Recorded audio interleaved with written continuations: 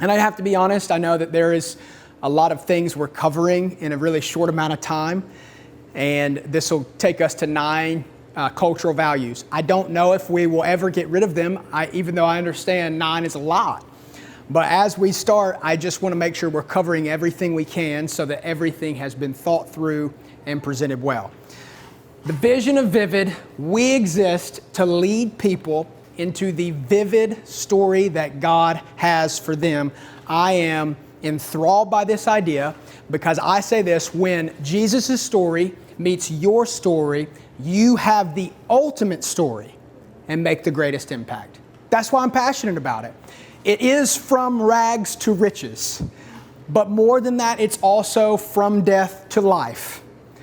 In all of that, it's from lost to found. This is the good gospel of Jesus, that when Jesus' story, we are ambushed by it and it intersects with our story, we begin living an ultimate story that has now the greatest impact.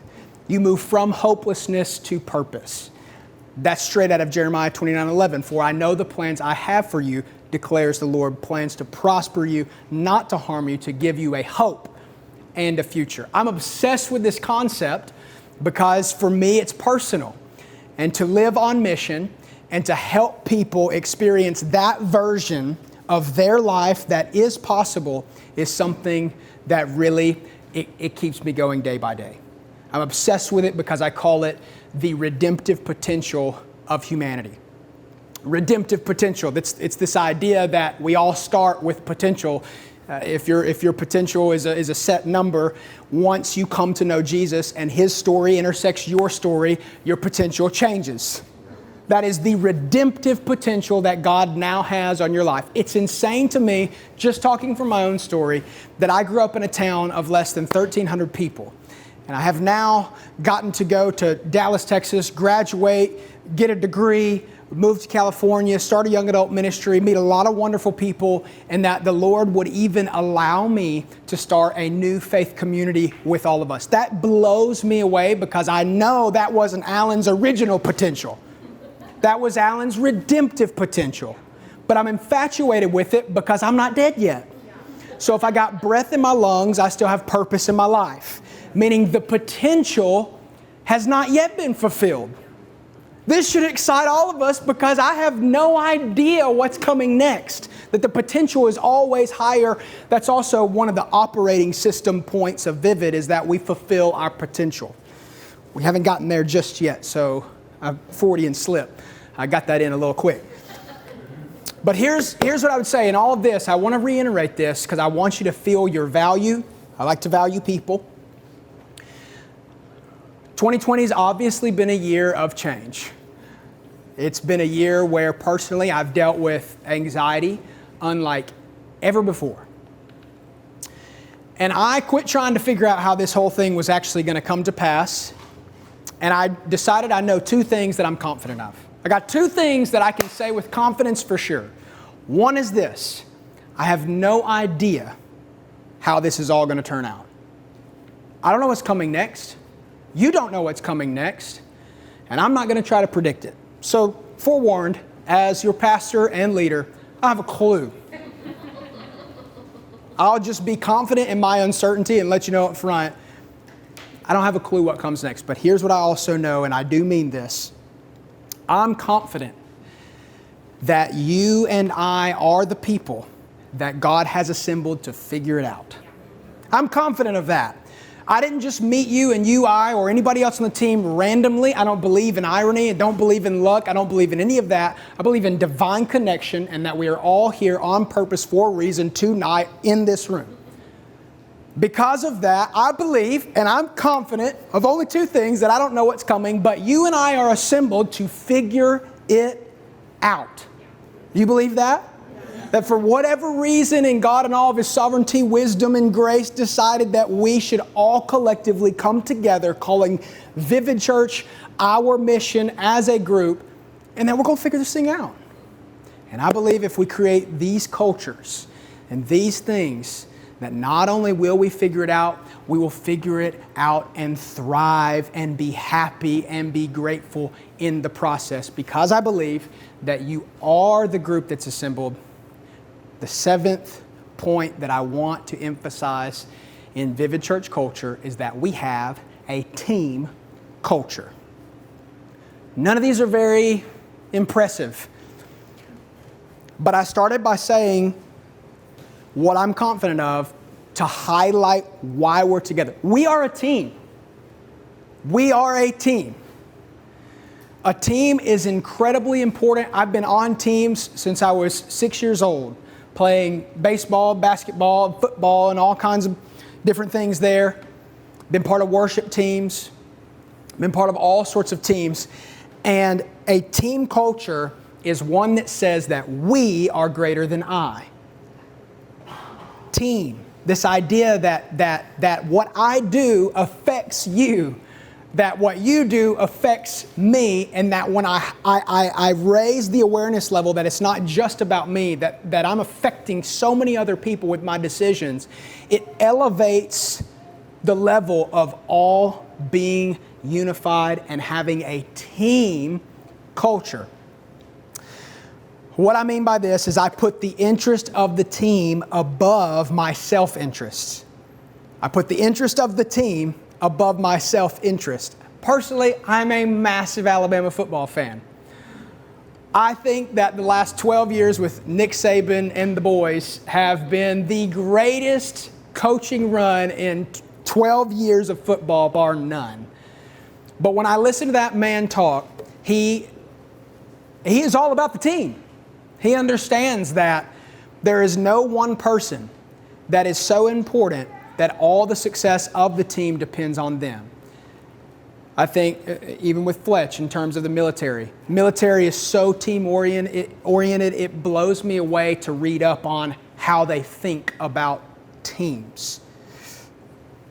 I actually, when I was 16, got my first job working at Little Caesars. Little Caesars was a good starting point, bless God. And when I got started at Little Caesars, I was a sign dancer on the side of the road. So I made minimum wage and sweated every single day. Alabama's heat is much like this, so it's very similar to what you felt today. So imagine just standing outside with a sign at 4 o'clock in the afternoon after you get off from school and doing that from 4 to 9 o'clock. Night and night on end. So I'm at Little Caesars and I'm a sign dancer and I'm 16, sophomore in high school. And a bunch of my friends decide that they would take a trip to the beach. So when they want to take a trip to the beach, Alabama to Pensacola is about 5 hours. They wanted to do it right then. No planning, all spontaneity, just like a wonderful group of teenagers would naturally think. And the problem was that me and two of the friends invited with this larger group, us three had to work the next day. We had to work that night too. And we knew that we couldn't call anybody to show up and cover the shift for us because we were just too last minute there. And we knew that if all three tried, there just wasn't enough employees that would jump at the last minute to replace all of us. So we made a really wise decision to call absolutely no one and to go to the beach anyways. Leaving, and all three of us worked at Little Caesars, if I didn't say that part. So all three of us worked at Little Caesars. We're all supposed to be there that night on the same shift. It only takes 4 people to run the entire store. So 3 of the 4 of us decide that we aren't going to call and we aren't going to show up. I think you know where this is headed. And we decide we're going to take our happy selves to the beach. That was a Friday. Saturday we stay at the beach, come back Sunday. I'm supposed to work Monday night. I go into the store Monday night. My manager's name is Keith. So I go, "Hey Keith, how's it going?" And I walk behind the counter and I look at the little clipboard to see, I'm not on the list tonight. This is intriguing. I'm looking for additional information because I am aware that I'm supposed to be working right now. "Hey Keith, I'm not on the list." He goes, "Yes, you're not." I said, "Well, I'm here. You want me to just start making pizzas?" He said, "No, why don't we go talk outside for a minute?" I said, "Okay." Walk outside, he said, "You're no call, no show.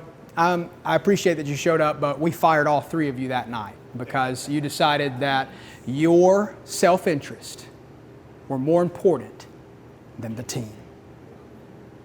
I literally got fired from my first job because I put myself above the team. And I learned the lesson at 16 that I've kept ever since, that obviously that is not the way that anybody should function in any organization, any business, or any church.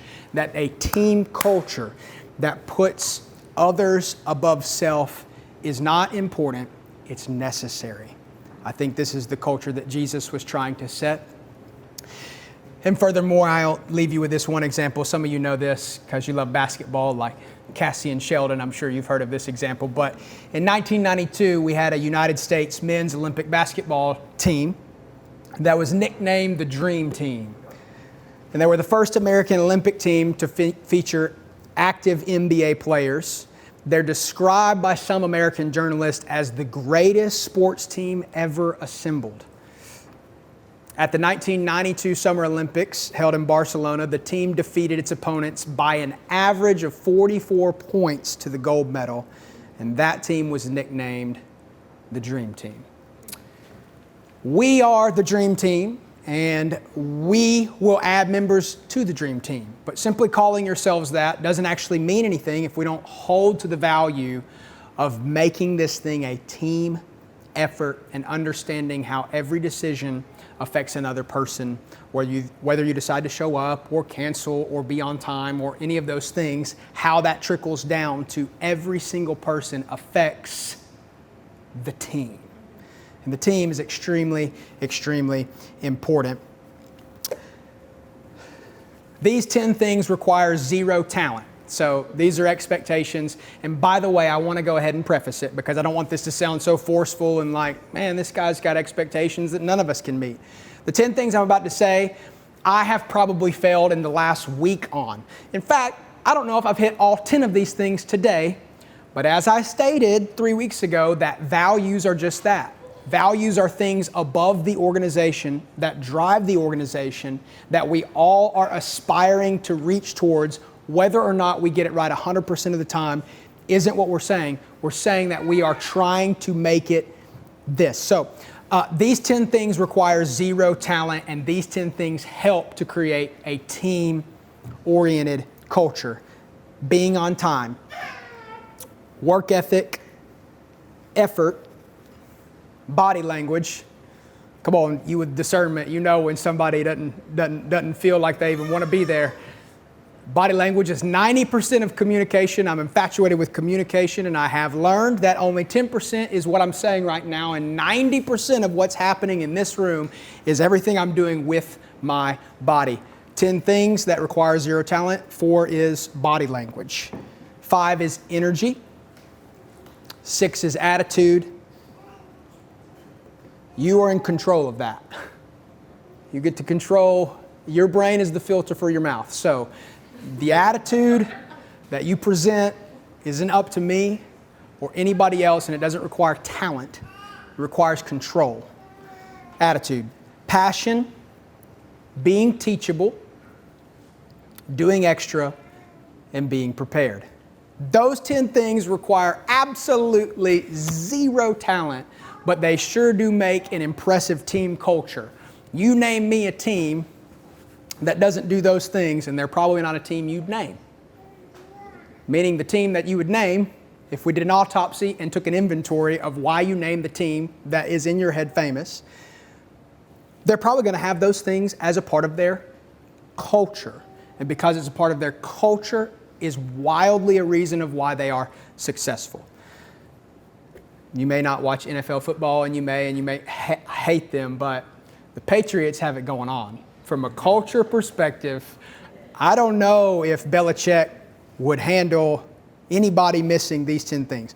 I'm not that guy. However, I think that these 10 things exhibit his culture. I think the 1992 Dream Team, they preach about this culture. I think that the people at Pixar, the people at Apple, the people who are in the Navy SEALs, the people who are in any great team have these things as a part of just their function. It's not a question, and it's not anything other than expectation to be part of the team. Last thing I'd say is this, and this is an example I've used multiple times to describe the type of team culture that I want to create. Because I do enjoy the military and researching it and thinking through it, I was watching a particular YouTube video by one of the Navy SEALs that was in the room when Osama bin Laden was assassinated, or however you want to call that. And in that talk, the interviewer asked one of the Navy SEALs, he said, so who actually killed Osama bin Laden? And the SEAL sort of smiled and he said, we did. And the interviewer said, yeah, I get it, but I want to know who was the guy who pulled the trigger? And he looked at him and he said, my answer is the same. We did. And I know what you're wanting. You're wanting to know the exact SEAL that was in the room who pulled the trigger. But if I told you that, you would make a hero of that guy. And you would want to give him all the credit. But you would only have a part of the story. You wouldn't have the entire story. Because what you wouldn't know is that in front of him who pulled the trigger, there was a guy with a sledgehammer who busted the door down. And right behind him was two guys who went into that room to clear the room, giving the guy who pulled the trigger the window of opportunity to actually take the shot. So I don't care if you ask me who pulled the trigger. My answer is the same. We did. And here's what I want to say. No matter what team you serve on, and no matter what you're doing as a part of Vivid Church, I might be the guy with the microphone preaching the message on a Sunday, but my response is, we did. We pulled this off. We did this together because we are a team. And just because I am the one dude who is the primary communicator and the vision caster of Vivid Church doesn't mean that all of the success rises and falls on me. It's a team effort, and I want you to know that I include you in this group as saying every person that gets saved inside Vivid Church, every marriage that's restored, every heart that's healed, every person that's ministered to, it's not just me, it's us. Because we are the team that will create the culture, setting the environment, marketing to the community, letting the outreach team do their jobs, the worship, executing the songs, all the things that it takes to pull this off. I want you to know, from me to you, it will never be I did. That's not me. It will always be we did. That to me is a team culture. That's what we're going for. Everybody still good? You still alive? Ready to go? Okay, on top of that, because teams are important, having a team that lives together, works together, plays together, serves together, does all these things is great. But there's another layer in team development that's super important, and it's a cultural thing I want to have, which is number 8, a leadership development culture. Leadership development culture, okay? 2 Timothy 2:2 says this. It's Paul writing to Timothy about the very first ever multi-marketing scheme. It's the first pyramid scheme of all time. I'm not even kidding. 2 Timothy 2:2, Paul says this, and the things you have heard me say, so we have two people, right? Paul to Timothy, and the things that you have heard me say in the presence of many witnesses, entrust to reliable people, Paul, Timothy, reliable people, who will also be qualified to teach others. Okay, so we have 4 layers. We have 4 generations of leadership here, making it the first tree, the first kind of thing of leadership that we see maybe in the New Testament. Okay, so those 4 things, or those 4 layers, help us when we're extracting that from Scripture to know that even Paul, early church father, knew that the church had to have a leadership development culture, that we had to be able to pass things on to another person that could see in other reliable people that they would also be able to pass it on to others who could teach. Does that make sense? Okay, because of that, 4 words I want you to hear. 4 words: recruit, replace, release, repeat. Recruit, replace, release, and repeat. That's a really dumbed down version of it, but it's at least palpable to like understand in a setting like this. We never stop recruiting, okay? And with the intention, I'm always recruiting and I'm always looking to find somebody to recruit to replace myself, okay? Once I've had them replace whatever I'm doing, I have developed them as a leader, because if they can replace me, then they have now taken the place that I once served.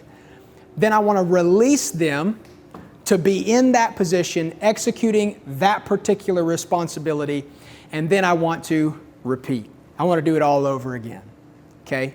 A lot of people in church culture are really, really fearful of this, because they think that that's my thing. All I do is I stand at that door and I greet every Sunday. That's my door, that's my spot. Mark the coordinates of the X right there, and that's mine. Nobody can have it. That's what I do for the church.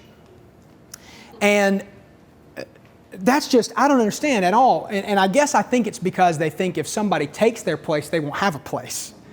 So if somebody were to be the door greeter at that door, at the service they typically door greet at, they would no longer know what to do with themselves. So right off the bat, I want to say this. People who develop leaders will always have a place at Vivid Church. People who develop leaders and create delivery systems for recruiting people. I want you to get rid of stuff left and right. I want you to just, who can do this? I'm looking to find something else to build out. I want to start a new team. And I can't start a new team if my time's consumed doing this particular team. So what do I want to do? I want to recruit. I want to replace. I want to release. I want to repeat. And then that gives me the bandwidth and the margin to go on doing something else, okay? The people who want this the most are the kids workers, because they are ready. They're like, recruit, replace, release me, okay? So that's probably the hardest ministry to make happen. And the ministry that it's probably the hardest in terms of it doesn't happen as much is usually worship, because worship is a stage, it's a platform. It's like, oh yeah, I want to do that and all that. But there's all kinds of ways to do it, and I want to just instill, no matter what team we have, whether it's guest experience, parking, outreach, social media, production, kids, worship, whatever it is, that we are trying to develop people quickly, because when you develop a person, you're really developing a leader. Everybody's a leader. So don't let that word throw you off. Okay? Church leadership is about 2 things: the eternal destiny of people's souls and honoring the one who paid the ultimate price for us. It has nothing to do with standing at a door and being attached to it. Okay? So we want to involve people, and we want to develop them to the point where they are able to do the things that we used to do, just like Paul says, to follow those words. Now you, Timothy, entrust to reliable people the things that you heard me say to you. Teach them how to teach others. And then when they find others that can teach, tell them to do it. Pass it on. Break the church up into small groups and get it broken down some. Okay, so that's the second type of culture. And by the way, I'm not going to hit these just one time and in our 8-week run up to launch, and we're never coming back to this. We're going to come back to all these things very, very often, okay, because they're things we value. We just don't have time to break into every single facet of this tonight. Last is this. The 9th word that I've come upon that I'd like is a celebration culture. Celebration is this: to do something special or enjoyable for an important event, occasion, or holiday, or to praise someone or something, and to say that someone or something is great or important. I really enjoy having fun. I really do. Because when you're having fun, you're usually happy. And happy people make more people happy. And when you celebrate things, it usually makes people happy. And this circle kind of continues, right? And when they're happy, they're having fun. And if they're having fun, they're happy. And the more you celebrate, the more happy they are. And if they're happy, they're having fun, and so on and so forth it goes. We can always find something to celebrate. And I think this is super important to point out in 2020. Anybody can point out the problems. It takes zero brain power, brain cells, or rocket science to figure out what's wrong. But when you start thinking about what can I celebrate, I think that places our hearts in a place of gratitude. And gratitude is being grateful for what I have instead of being critical of what I don't have. And every single person, I think, in our society probably has a tendency to struggle with this, including me, because we're always wanting another thing. And we're always wanting bigger, better, more, faster, the next big paycheck, the next big break, the next thing, whatever. But I think if we just pause and stop and we celebrate what's around us, it puts us in a place of gratitude. Gratitude, I already said that. Okay. So here are a few things right now that I want to celebrate just as a team. We signed the lease to the brand new space that we're going to be launching out of on Friday. Isn't that awesome? We will be receiving the permit for construction tomorrow. Yeah. Okay.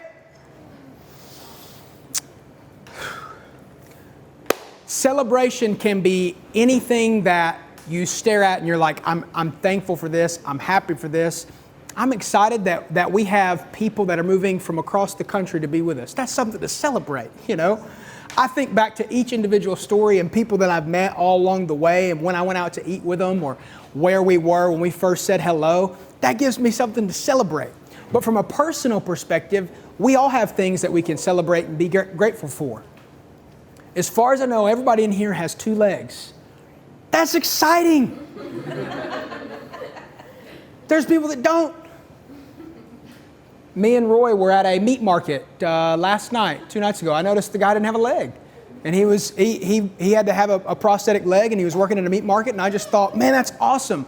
I get to run the stair climber tomorrow, and that really is exciting. I don't think about this thing that much. But I'm highlighting that there's so much to celebrate. Celebrating the fact that you have a roof over your head. Celebrating the fact that you woke up today. Celebrating the fact that we're all here together. There's plenty of things to celebrate. And at Vivid, I want us to always celebrate the wins. Celebrate the wins. And everything can be a win if you shift your perspective to seeing it. It's a win that the Coffee Haven is allowing us to meet in this space, and they're only charging us $100 to do this? Wow! It used to be way more, right? And it's not at our house. But a culture of celebration. Anybody can say, man, the parking just, wow, it's awful. It sucked today, man.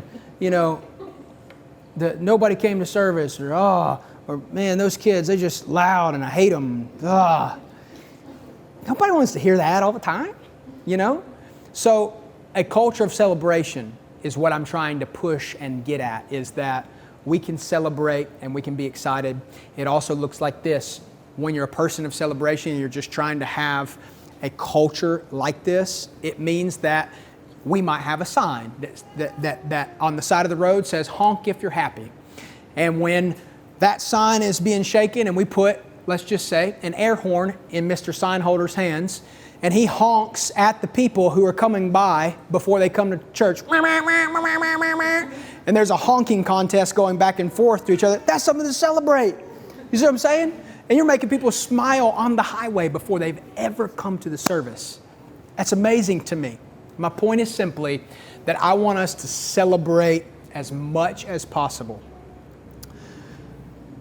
Okay, 9 things that we've gone over so far here. We value people. We have a culture of passion, excellence, an invite culture, a serving culture, a giving culture, a team culture, a leadership development culture, and a celebration culture. I might add more in days and weeks to come, but I think for now, I think that'll do it. Okay.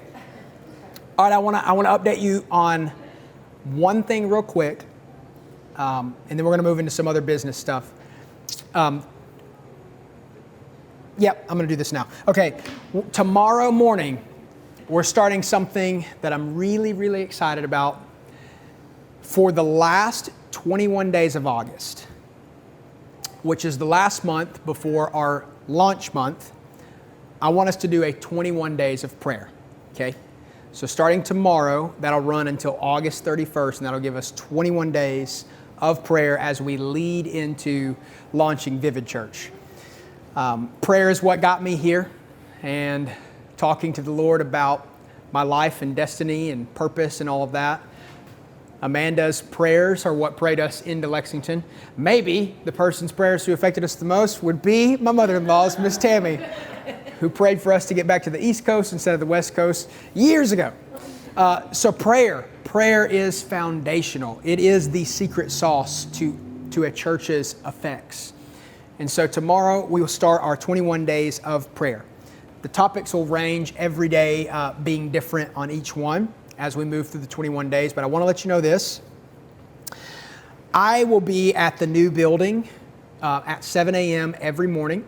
And from 7 to 7:45, I'll pray either in my car or with anybody who would like to join me. We will pray outside of the building. We're not allowed in it yet, especially once they get the permit for construction. However, that's a good rallying point. That's a good headquarters point. And if you have work or if you have other things you have to do, I have grace for that. I'm not saying like everybody has to show up at 7. What I want to do though is include everybody and say, pray at some point during your day, and let's consistently pray for 21 days about this church, about the launch, all those things. And for those that can, I'll be there at 7 a.m.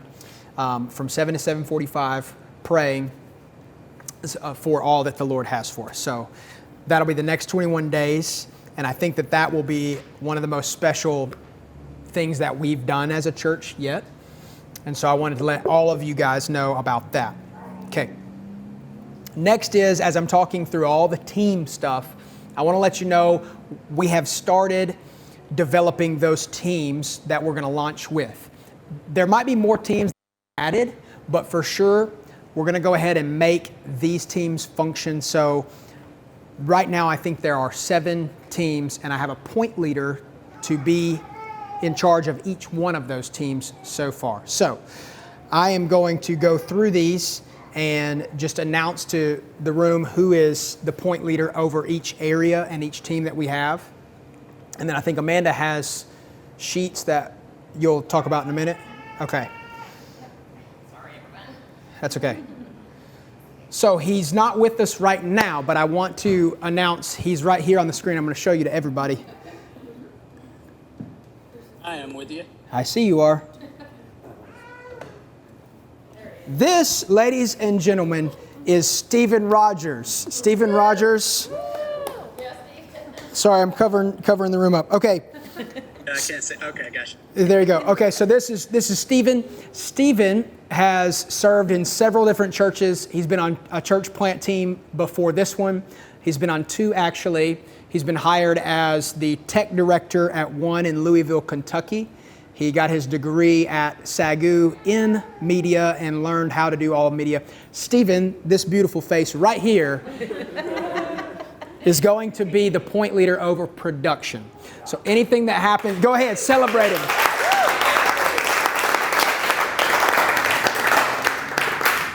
So anything that happens in production or tech, or if you're gifted in those areas, Stephen would be the point leader over the production area. Thank you. Getting sick. I know, me too. Holding it, it was a task. Then Brandon, why don't you stand? Brandon has been one of the most gifted songwriters that I know. We were in the same worship internship in Dallas, and he wrote song after song after song. It was just way better than anything that I was writing, and he actually stuck with music. I really didn't stick with it. I moved on and was like, well, I'm not going to be good enough to do that, so I need to find something else to do. And he is married to the lovely Steffi, Yes. and she was also in that worship internship. So they bring a lot to the table in this. Brandon's going to be the point leader over the worship team. So that's...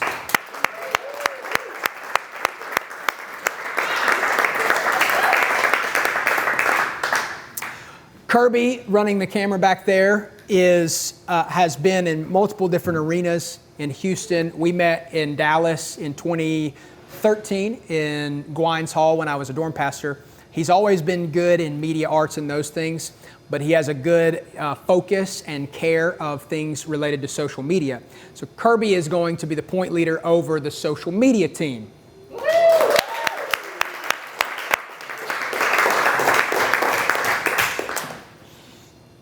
Leslie is really administrative, really organizational, puts together spreadsheets all the time that I don't really ask for, and that really excites me because many people have done wonderful things with spreadsheets, and bless God. So she's one of them. She knows how to do all that stuff. So she is going to be the point leader over our events and organization team.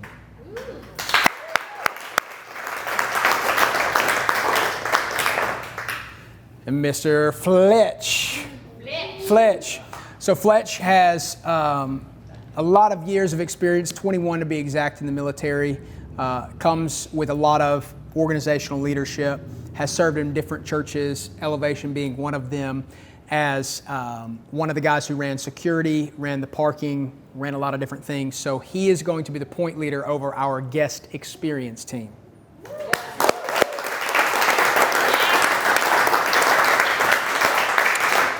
Which that just simply means a guest experience is everything from the driveway to the seat. So as they come through the driveway and they sit down in the seat, what is that experience for the guest like? He'll be the point leader that's helping think through with me all those things. So then my mother-in-law, Tammy, she has been a business owner running a coffee shop, kind of similar to this one, has worked at churches, held multiple roles for different churches, and obviously raised 2 kids very successfully and loves being the GG to our 2 kids, and has been a part of kids ministries for different years. So she is going to be the point leader over the kids ministry.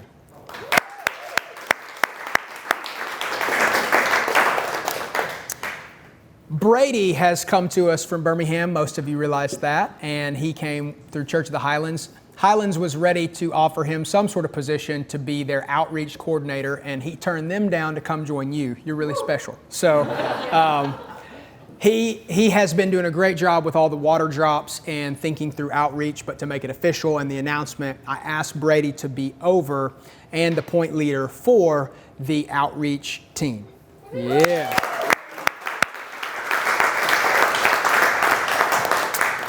Every dream team needs a team that serves the dream team, okay? So that I call the serve team, and most people forget about that, including me, until Highlands created this idea of like, what if we had the serve team that serves the dream team? Genius.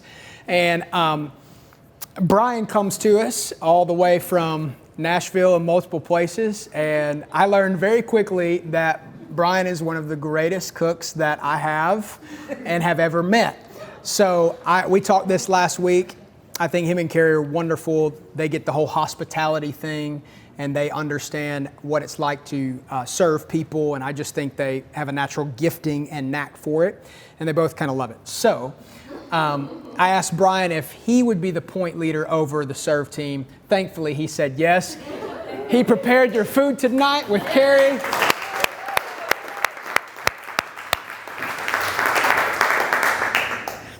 All of these teams will develop with people being added to them, and obviously as we continue to grow and as we continue to morph, we will add more teams even outside of these.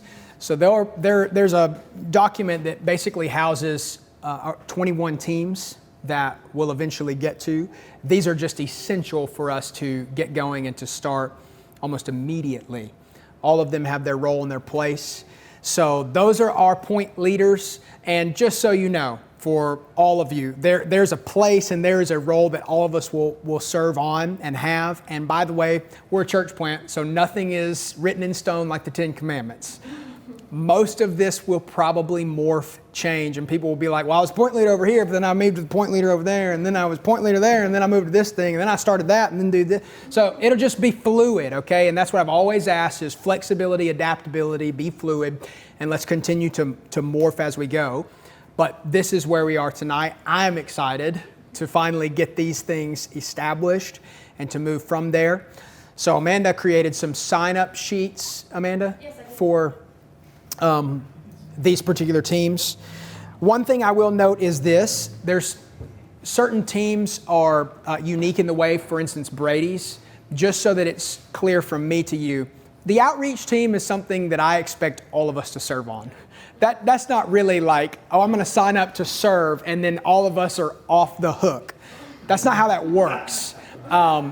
If you want to sign up to help Brady think through and coordinate more ideas to have outreach in this community, that's what you're signing up for, not signing up to serve. My expectation is that everybody serves,